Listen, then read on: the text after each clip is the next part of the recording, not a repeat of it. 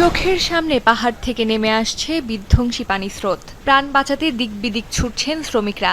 কেউ দৌড়ে উঠছেন পাহাড়ে, কেউ নিরাপদ আশ্রয়ের খোঁজে ছুটছেন উঁচু স্থানে। নেপালের বাগমতি প্রদেশের অবকাঠামো প্রকল্পে কাজ করার সময় ধারণ করা ভিডিওতে ধরা পড়ে ভয়াবহ এই দৃশ্য। শুধু মানুষ নয়, প্রবল পাহাড়ি ঢলে লণ্ডভণ্ড পুরো জনপদ। নোয়াকোট জেলার ছবিতে দেখা যাচ্ছে প্রবল স্রোতে ভবনের দোতলা পর্যন্ত ডুবে গেছে। স্রোতের সঙ্গে ভেসে যাচ্ছে গাড়ি, ঘরবাড়ি, আসবাবপত্র। কিছুই যেন আটকে রাখতে পারছে না পাহাড়ি এই বন্যাকে। ঢল থামার পর সামনে এসেছে আরও ভয়াবহ চিত্র। পাহাড়ি ভূপ্রকৃতির কারণে দুর্গত এলাকায় পৌঁছাতেও হিমশিম খেতে হচ্ছে উদ্ধারকর্মীদের। দুর্গম পথ পেরিয়ে চলছে আহত ও আটকে পড়াদের উদ্ধারের চেষ্টা।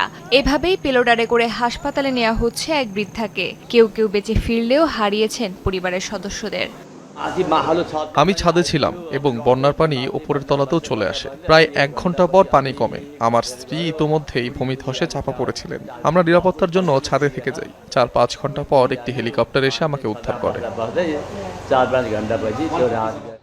স্থানীয়দের কাছে এই দুর্যোগ এতটাই ভয়াবহ যে এমন পরিস্থিতি আগে কখনো দেখেননি তারা। ঘটনার আকস্মিকতায় কিছু বুঝে ওঠার আগেই ধ্বংসস্তূপে পরিণত হয়েছে গোটা এলাকা। ভয়াবহ পাহাড়ি ধসে সব তলিয়ে গেছে। নদীর তীরের বসতিতে ব্যাপক ক্ষয়ক্ষতি হয়েছে। এর আগে এত ভয়াবহ দুর্যোগ দেখেনি এ অঞ্চলের মানুষ। স্যাটেলাইটের ছবিতে 23 আগস্ট ও 26 আগস্টের পরিস্থিতির তুলনায় স্পষ্ট হয়ে উঠেছে ধ্বংসের মাত্রা। খাদগাঁও, ভনজিয়াং ও আশেপাশের উপত্যকায় কয়েকদিনের ব্যবধানেই বদলে গেছে ভূদৃশ্য। যেখানে ছিল বসতি ও যোগাযোগের পথ, সেখানে এখন কাদা, ধ্বংসাবশেষ ও বিচ্ছিন্নতার চিত্র।